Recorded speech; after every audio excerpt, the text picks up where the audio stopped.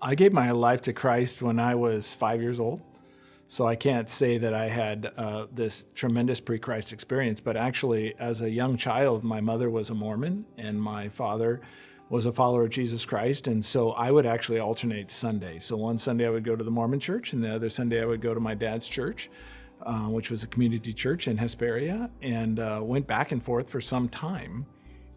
And that is my early recollection of my life before Christ, was living in two different church worlds. I think for me, the decision to follow Jesus Christ as a very young man was really based on the admiration I had for my father and the faith that I saw demonstrated in his life. And I can't honestly say at 5 years old that I really understood all the nuances of salvation, but I knew I wanted to be like my dad. And I knew the kind of character and the kind of person that he was. And I think that's what led me to even pray with him.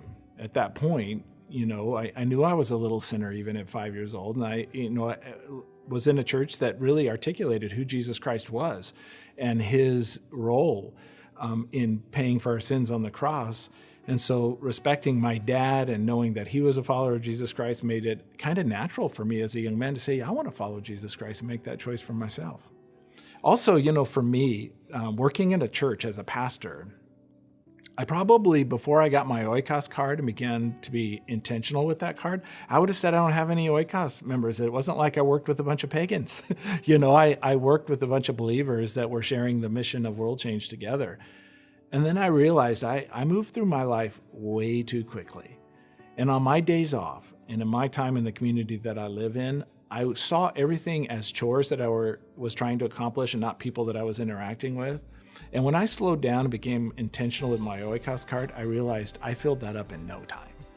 Because God had supernaturally and strategically been placing relationships in my life in the community that I would see on a regular basis. And I started recognizing that when I would begin to see people over and over and learn their name and learn their story, that wasn't accidental. That was intentional in God's design, that I would be put in their life. And it's amazing, as I prayed for those people and continued to interact with those people, our conversations have become intentional.